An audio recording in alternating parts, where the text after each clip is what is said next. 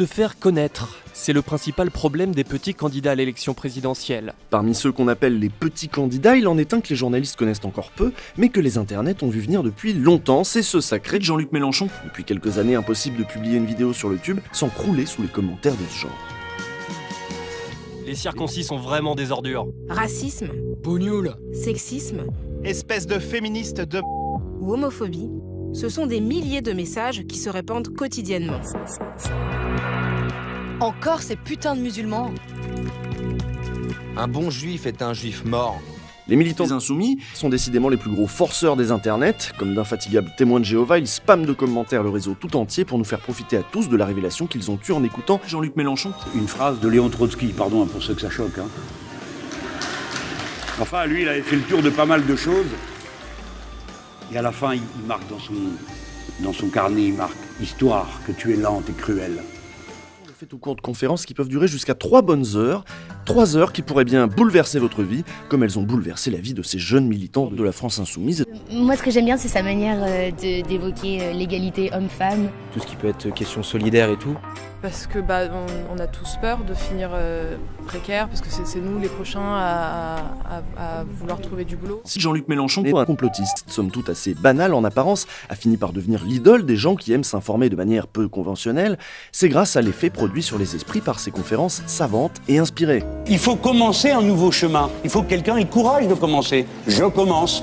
Et vous verrez que je peux l'emporter. Alors évidemment, aujourd'hui, vous pouvez avoir la banane en disant qu'est-ce qu'il va faire avec ces 6,5%, où il va cet homme-là. Eh ben, il commence et il appelle les autres à l'aider. Et vous verrez que, comme mes prédécesseurs, dans la même tâche, ils ont fini par faire le trou. J'y arriverai. L'évocation de ces formidables conférences est permanente chez les convertis de la France insoumise et celle-ci semble cruciale dans leur processus d'adhésion. Notamment celle sur l'histoire de France, qui est vraiment celle qui m'a fait, pour la première fois, je peux le dire, pour la première fois, j'étais vraiment fier d'être français et de mon pays. Ah bah très bien, moi aussi je veux être fier de mon pays, donc jetons un œil à cette conférence de 3 heures. C'est très fort, quoi. C'est une sensation vraiment très forte et on n'est plus là physiquement, on n'est plus là, on est vraiment près de notre Seigneur, on se sent vraiment dans sa présence, c'est quelque chose qui fait beaucoup de bien. J'ai trouvé en fait ma voie, celle d'une relation soutenue avec le Seigneur et voilà, qui est vitale. En partant des Gaulois, Jean-Luc Mélenchon nous dresse avec force d'exemples et de références historiques une histoire essentialiste de la France. Il nous dépeint un esprit français qui planerait au-dessus des époques et des personnages illustres, un idéal d'indépendance, de justesse et de grandeur, et qui, bien évidemment, est aujourd'hui menacé par l'Empire. Qui s'accroche maintenant, qui ne s'exprime plus que contre moi. Je vais pas m'arrêter à ça, sinon on fait plus rien. Mais les communistes, c'est pas un problème pour moi, c'est une solution. Dans ses démonstrations, c'est souvent comme ça que procède Jean-Luc Mélenchon. Manifestement fan de numismatique et d'analyse héraldique, il chasse les symboles, les motifs, dans les drapeaux et sur les pièces de monnaie, et en tire de grandioses conclusions. C'est une méthode très répandue dans les réseaux complotistes. Non, c'est la République française ici, c'est pas la Vierge Marie, là. Je comprends pas. Ce truc est pas constitutionnel. Parce qu'il l'avait mis dans le projet de constitution, tu sais, le drapeau de l'Europe. Ah, oui. Ah oui, j'avais pas vu ce que dessus. Tu l'avais pas vu, toi? Ah, j'ai pas vu. Ça, c'est parce que, comme j'ai pas été au Parlement européen... Je ne sais pas si Jean-Luc Mélenchon est zinzin, je ne suis pas agrégé d'histoire, mais Juan Branco, un vidéaste historien, s'est d'ores et déjà occupé de produire sur son blog une critique sérieuse des thèses et des méthodes du gourou de la France insoumise. Je vous renvoie donc à son travail si vous voulez un débunkage efficace. Moi, ce qui m'a vraiment intéressé, c'est la manière dont ce vieux bonhomme de gauche guindé et assez peu charismatique a fini par rencontrer sur le net un certain succès, notamment auprès des jeunes. Tout d'abord, même si le fonds de commerce de la France insoumise a beaucoup à voir avec le complotisme, puisque pour son analyse des rapports de force contemporains, l'homme se réfère essentiellement au cachet, à la machination, à l'ennemi qui tire toutes les ficelles, Jean-Luc Mélenchon a un côté rassurant. C'est un ancien partisan du PS. Il a l'air très cultivé. Auprès de jeunes facilement impressionnables, il impose, de fait, le respect.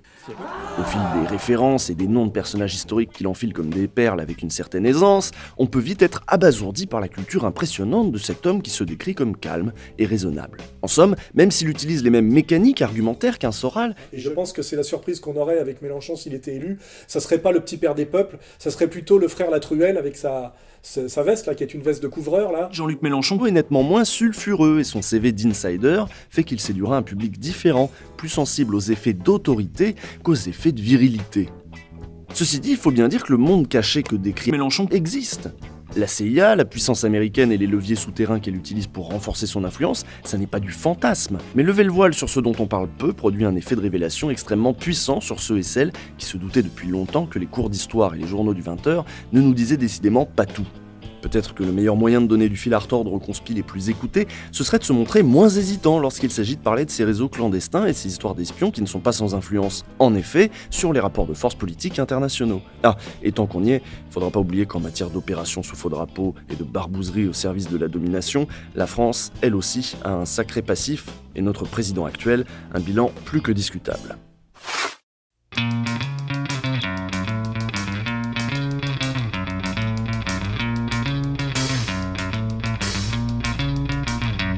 Je suis un révolutionnaire, à l'heure, mais toujours à l'heure, toujours dans les bons coups, mais jamais je ne me prends de coups.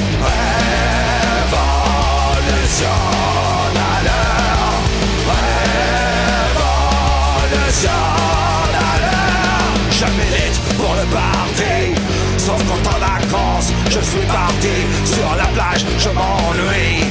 Alors je commande leur putain d'ennui. Révolutionnaire, révolutionnaire. J'aime pas que l'on me dise t'aimes pas, mais j'aime pas quand je dois dire je t'aime. Je ne cherche pas à expliquer mes fautes, car tout est toujours de leur faute.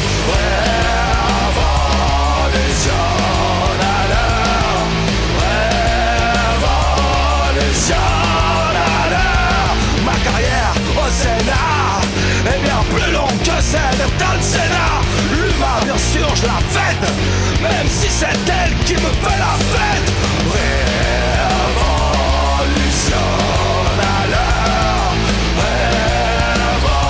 révolutionnaire. Arrête de croire que ma vie est facile, car je pourrais bien te dire que tu l'as donc cru.